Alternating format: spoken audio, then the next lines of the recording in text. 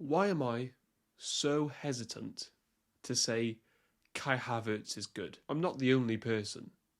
I really don't think I'm one of the only people. You know, I'm a Spurs fan. I don't think it's because I support Spurs. I feel like there are many people, despite Kai Havertz's impressive kind of performances, still don't really rate him. One of the reasons I think this is kind of because of the expectations that I had of him. When he was at Bayer Leverkusen, he was known as this flary type of player. I really liked what I seen of Kai Havertz at Leverkusen. Then when he goes to Chelsea, he shows signs of being a very Berbatov-esque player. There were two goals in particular. One was against Crystal Palace in lockdown, a beautiful touch and finish into the bottom corner that had very Berbatov-esque vibes. And another one was Newcastle at home a few years ago. For me, I think it was my favourite Premier League goal of that entire season. A cross comes in from Azpilicueta, I believe. He touches it down and just finishes it perfectly. It was so Bergkamp-esque, or Berbatov-Bergkamp-esque. And this is kind of the expectations that I thought, well, that I had of Kai Havertz and the type of player I thought he was. But fast forward a couple of years later, 2024, Kai Havertz has gone from the reputation of a Berbatov, or the comparisons of a Berbatov, who was great touch, great technique, flary, goal scorer, but very lazy. He's gone from that to hardest working striker in the Premier League. Doesn't score many goals with his feet, and is now arguably the best header of a ball in the entire league. Just look back in 22-23, his last year at Chelsea, 3 of his 7 Premier League goals were headed. You know, that's nearly 50%. Speaking of another goal, I think the first time we kind of saw this was that header against Liverpool at Anfield from the corner.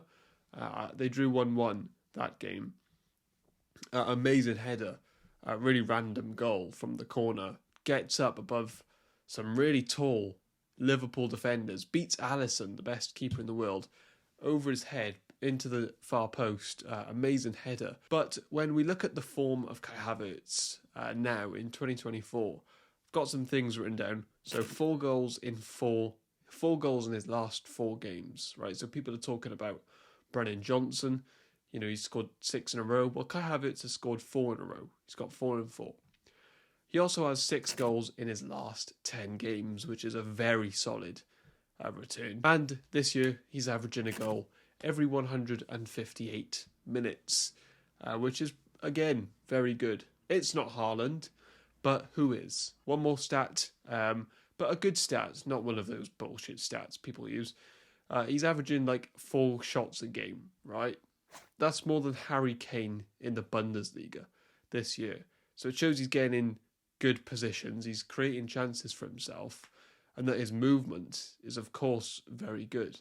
My whole point is I'm trying not to be too reactionary with Kai Havertz. I'm not ready yet to say he's one of the better Premier League strikers, despite leading the line for arguably the best team in the league at the moment, and he's even scoring in the Champions League now as well, of course. That's not the first time he's done that. I mean, the guy scored in a final, but he's doing that for Arsenal now. But I just feel like he could go to shit any minute. I feel like he could go on a run of 10 games without a goal. Gabriel Jesus is a player that I rate very highly, actually. I love Jesus as a player. Kai Havertz is playing over him, and which one would I play for Arsenal? I would have to say Kai Havertz. I think there's things Jesus can do that Havertz can't. One example would be that goal against Bayern Munich in the Champions League at home last year. Just don't think Havertz can pull that out the bag. But, the assist, Jesus got. But, man, I still think Havertz is better at leading the line for Arsenal. And my journey with Kai Havertz has been, at Leverkusen, I thought, wow, this is one of the biggest talents in the world in lockdown, 2020. Had a fantastic season there. When Chelsea signed him, I was so excited about that transfer. I really thought that was going to take Chelsea arguably to a title. And I really believe this was one of the biggest talents in the entire world. He was about, 21 at the time. He goes to Chelsea, scores in a Champions League final. Not the best first year, but I thought once he scored that goal in the final, the next year he would really kick on and become one of the best players in the world.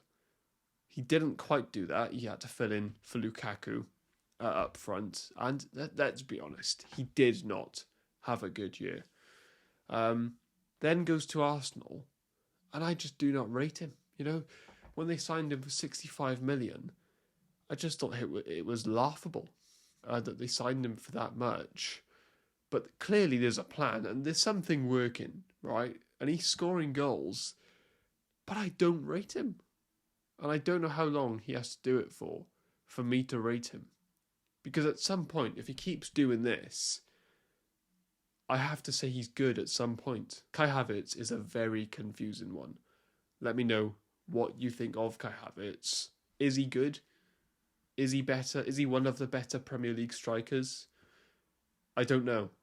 I don't think so, but he's performing like it. What do you think? If you're an Arsenal fan or even a neutral, just let me know. Because I don't know how good or bad Kai Havertz is.